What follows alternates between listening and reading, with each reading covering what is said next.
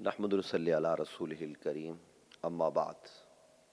اعوذ باللہ من الشیطان اللعین الرجیم بسم اللہ الرحمن الرحیم رضی اللہ عنہم ورضوا عن صدق اللہ العظیم۔ معزز سامعین اور ناظرین، آج آپ کی خدمت میں صحابہ کرام رضوان اللہ تعالی علیہم اجمعین جنہیں اللہ رب العالمین نے اپنی رضا کا مژدہ جاں فضا سنایا اور یہ بھی اعلان فرمایا کہ میں ان سے راضی ہوں، وہ مجھ سے راضی ہیں۔ یہ کون لوگ ہیں؟ یہ نبی اکرم صلی اللہ علیہ وآلہ وبارک وسلم کی جماعت کے وہ لوگ جو نبی علیہ السلام کے ساتھ ہم وقت موجود رہے، لیکن ان سب میں جو شخصیت سب سے زیادہ نبی اکرم صلی اللہ علیہ وآلہ وسلم کے ساتھ موجود رہی، سفر میں، حضر میں، مسجد میں اور نظام مملکت چلانے میں، بدر میں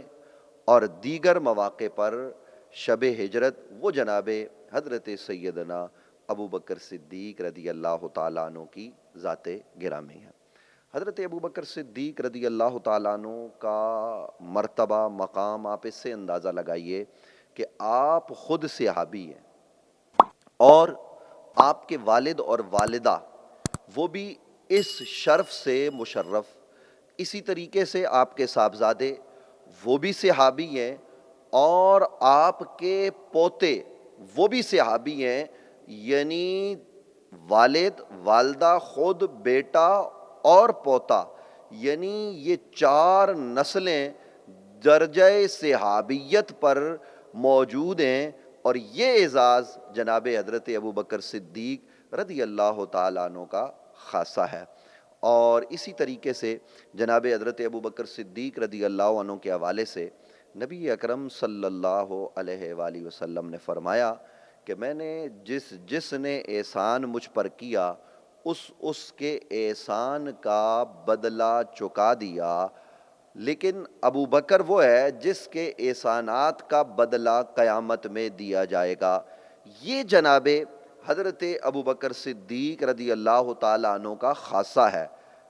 اسی طریقے سے غار میں نبی علیہ السلام کے ساتھ 3 دن موجود رہنا اور چہرہ مصطفیٰ کی زیارت کرنا، اور ثانی اثنین اذ ہما فی الغار اذ یقول لصاحبہ لا تحزن ان اللہ معنا، قرآن کا یہ اعلان، یہ سب حضرت ابو بکر صدیق کا خاصہ ہے۔ اور سامعین، ناظرین، یہ بات ذہن میں رکھیں کہ خاصہ وہ ہوتا ہے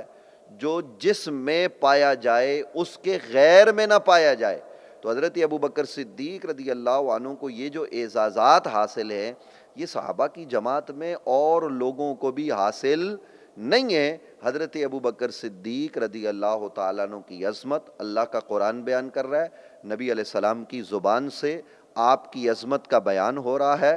اگر آج ہم یہ کرتے ہیں تو ہم اللہ رب العالمین کے بتائے ہوئے طریقے پر، نبی علیہ السلام کی سنت پر، صحابہ کرام رضوان اللہ تعالیٰ علیہم اجمعین کے طریق پر چل کر حضرت ابو بکر صدیق کی عظمتوں کے تذکرے کرتے ہیں، اور یہ تذکرے ہمیں کرتے رہنا چاہیے۔ اور اس باب میں حضرت ابو بکر صدیق سمیت صحابہ کے حوالے سے دلوں میں کوئی بغض، کوئی کدورت، کوئی نفرت نہیں ہونی چاہیے، کیونکہ یہ ایمان کو، سامعین و ناظرین، ضائع کر دیتی ہے۔ انشاءاللہ ہم اگلے درس میں یہ بتائیں گے کہ حضرت ابو بکر صدیق رضی اللہ تعالیٰ عنہ کے باب میں خود اہل بیت اطہار، حضرت مولا کائنات اور دیگر اہل بیت اطہار کیا فرماتے ہیں۔ انشاءاللہ ہم آنے والے درس میں یہ باتیں آپ کے گوش گزار کریں گے۔ اللہ رب العالمین ہم تمام کو صحابہ کرام رضوان اللہ تعالیٰ علیہم اجمعین، بالخصوص امیر المؤمنین حضرت سیدنا ابو بکر صدیق رضی اللہ تعالیٰ